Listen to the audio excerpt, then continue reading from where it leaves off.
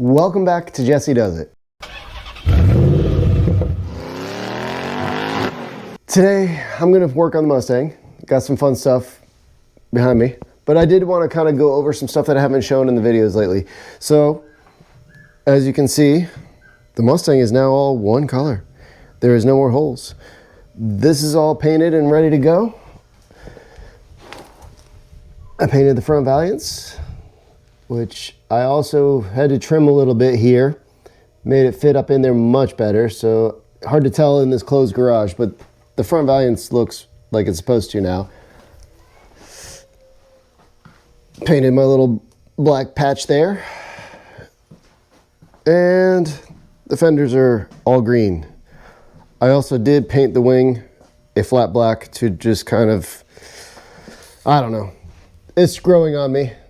The flat black's looking okay. Don't mind my sand marks. I suck at block sanding. So, but anyways, the Mustang is all one color green, which pretty stoked on that. Let's take a look at what we're gonna do today. Lower, upper control arms, tubular. I think these are SPC brand, and then I have Viking coilovers from CPP. Let's get that installed.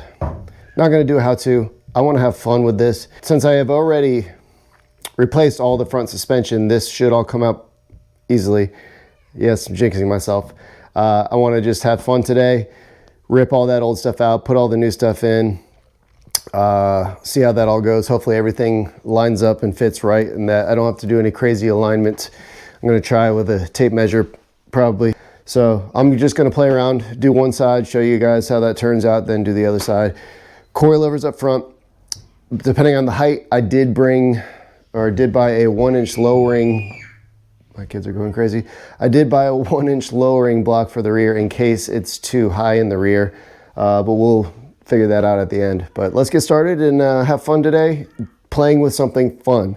Coilovers, tubular control arms, that's kind of fun stuff. So let's get that going and we'll see you along the way.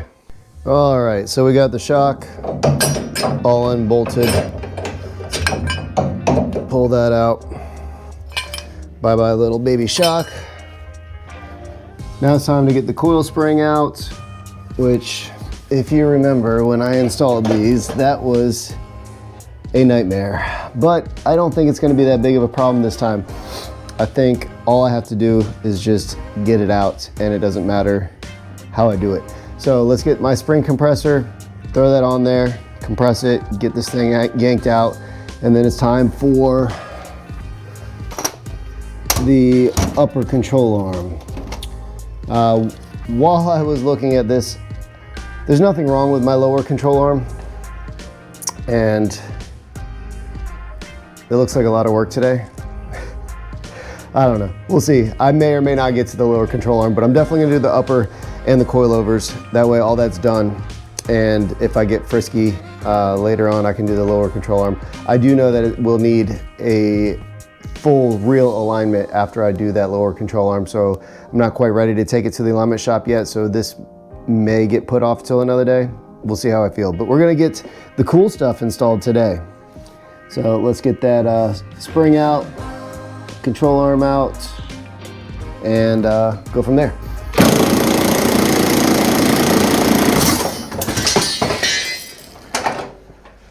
Tell you what, man, these spring compressors suck. But I got it out. I am not a fan of this claw type. It's impossible to get down into the spring where it belongs so that you can grab it. Secondly, it's impossible to get it below this so you can grab just the spring. You have to grab the spring perch up top and the bottom of the spring at the same time, and that is not effective. Like, that doesn't work. The style sucks. Thank God this is the last time I'll ever have to deal with this, because coilovers are going in next. So got the spring out. Let's get the upper control arm out. While I have you, everyone talks about the Shelby drop, right? And the Shelby drop is supposedly amazing. It drops this thing 1 inch down. I did buy a Shelby drop, Arning drop, whatever you want to call it. I did buy a template to drill new holes. and do that. However, let's take a look at these. These upper control arms that I have the drop built in. So it uses this bracket that drops it down exactly 1 inch. So I don't have to drill new holes. This just mounts exactly 1 inch lower. So that gives me the Shelby drop by just installing these upper control arms. So I thought that was pretty cool. So let's get that going. All right, so the upper control arm is out, along with the shock, the coil, everything. So it's time to start reinstalling. Fun part, yay. Pretty stoked on this. So I got the Viking coilovers. Everyone talks about QA1 being like the best and all that stuff, and yeah, they are awesome, but so are these Vikings. So let's get them installed. The one difference on these Vikings that I see than the QA1s is that they utilize the original upper mount. Other than that, I don't see any really difference.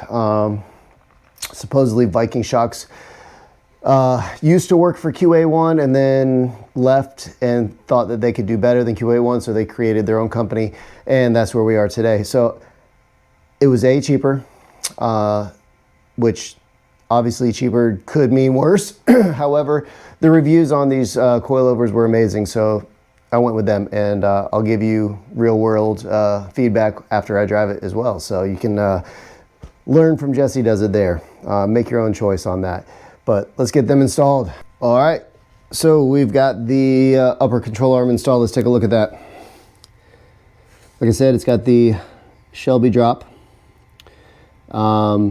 The only thing I'm not liking is that there is no washer up here, and I don't have a washer that's gonna work. So I do need to find or buy some washers, because it's kind of like digging into the arm there. It's just me not liking it. I've set the caster? Yes, hang on, caster or camber? I've set the camber at -1 just for now. I think that's probably gonna work fine for now until I get this thing aligned, and then I can adjust from there. But just for base setup, I'm gonna go with -1 on the camber. But now it's time to install the coilover, and then this side is done. So kind of taking a little bit longer than I wanted, trying to figure out how I want to set this stuff all up. Is what it is, but definitely going slow at this point. So good thing that I'm not rushing and then have to tear it all apart and do it all over again, but definitely going a little bit slower than I wanted, but still having fun. So let's keep trucking. All right, so we've got the coilover mounted down here, and I wanted to show how it mounts up here. So you have to install all this stuff together. There's little spring clips that hold it together, and then this is gonna pop back on.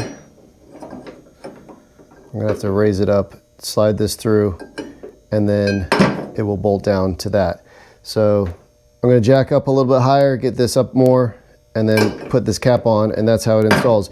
It does come with hardware if you have aftermarket spring tops, or I mean shock perches up top, but I'm using the factory, so we're gonna install that, and I'll show you how it's done. Okay, side note.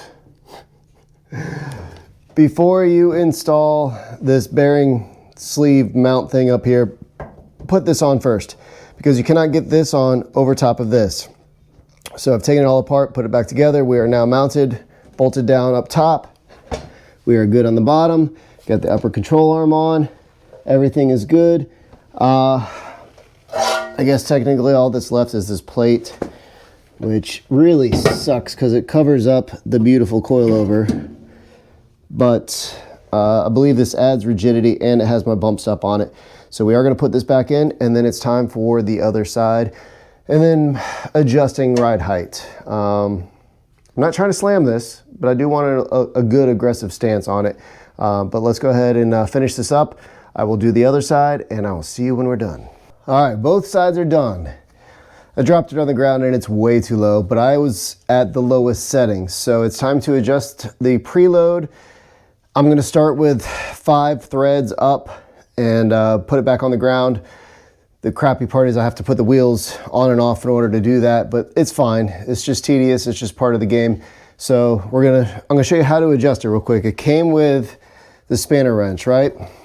So basically I'm putting the lock nut all the way on the bottom, and I'm going to tighten the adjuster until 5 threads are showing.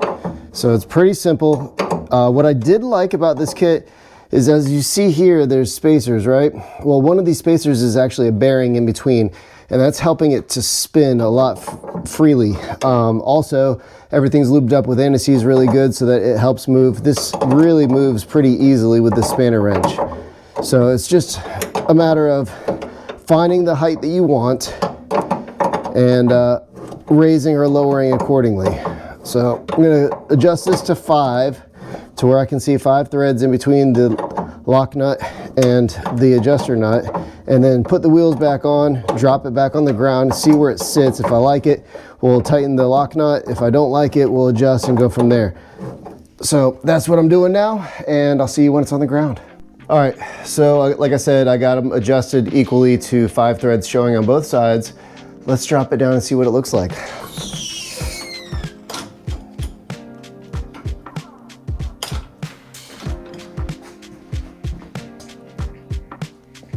That's pretty close. Definitely sitting tucked a bit, which is what I'm going for. Question is, can I still turn the wheels with it tucked this much? I think I'm gonna have to raise it up some more, no big deal. As you've seen, it's easy to do. It's just a little bit tedious of time, but we got both sides. I mean, it's close. Let's raise it up a little bit. Let's go 3 more threads and then drop it back down, and then I think I'll take it for a ride, see if I'm rubbing anywhere. All right, I'll be back. All right, so this is drop number 2. Let's see how this looks.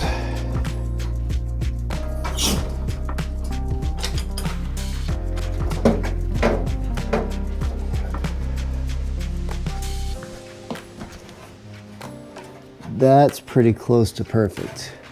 So, let's take it outside, make sure I'm happy with the way it's sitting. Once you move the vehicle back and forth a little bit, it's going to settle some. And then there's adjustments on the shock itself. So there's dual adjustments, rebound and the firmness, yeah, something like that.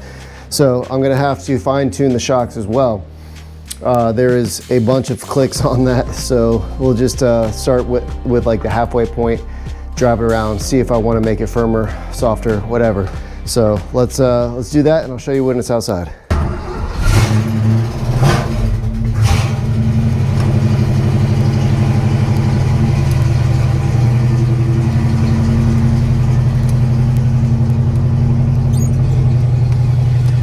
All right, here we are outside, and I am really happy with the stance. I did order lowering blocks for the rear. However, I really like this rake that it's higher in the rear and lower in the front. So I think I'm gonna keep it the way it is. This looks mean right now. I'm very stoked on the way that this turned out. The sun is kind of playing with things, so showing the other side is gonna be tough. I don't know that you can see that all that well, but dang, it looks mean. Really, really happy with that. So I think it's time to take it around the block, make sure that we're not rubbing anywhere. I did turn the wheels left to right and it didn't hit anything, but let's go for a drive and make sure that it all stays that way. Let's go.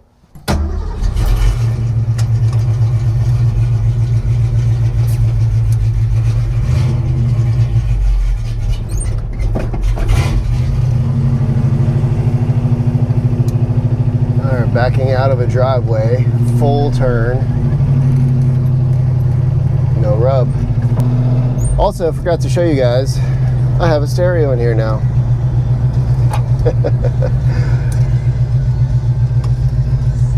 Really liking how it's lower in the front. Like, I can feel how low it's in the front just by the way, you know, sitting in the car.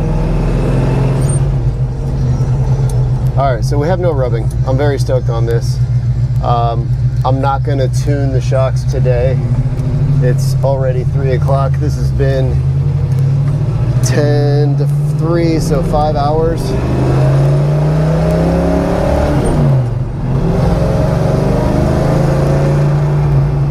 I can tell you this much, I haven't done a damn thing to those dials and it's riding nice. I mean, it's riding way nicer than it was. Granted, I just had factory shocks and springs, but it's riding really nice right now. This is a big difference, guys. Big difference. All right, let's go.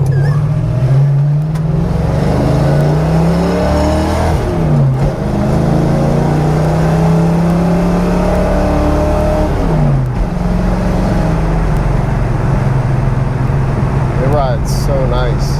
This is crazy.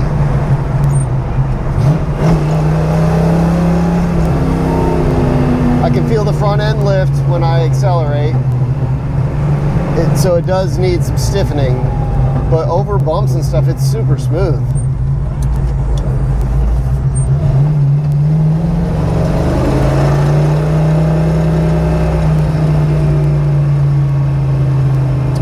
So I know the car is going to need alignment, but I didn't touch anything in the steering, so it's still driving straight, steering wheel still straight.